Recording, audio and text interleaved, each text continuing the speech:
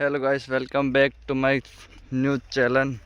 New क्या, पुराना ही है बट आदत है थोड़ी सी।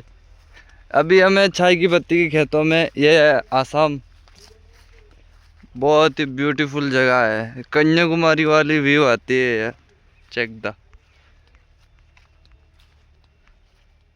दूर दूर तक चाय पत्ती, चाय की पत्ती। आसाम बहुत ही अच्छी जगह है यार।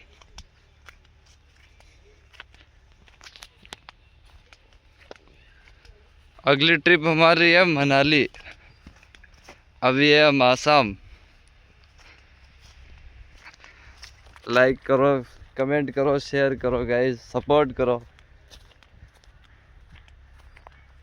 ये इधर उधर हमारी गाड़ियाँ खाली हो रही है। हम आए ये ट्रेन के स्लीपर लेके, जो ट्रेन की पटड़ी के नीचे वो ब्लॉक नहीं रहते सीमेंट के, वो वाले।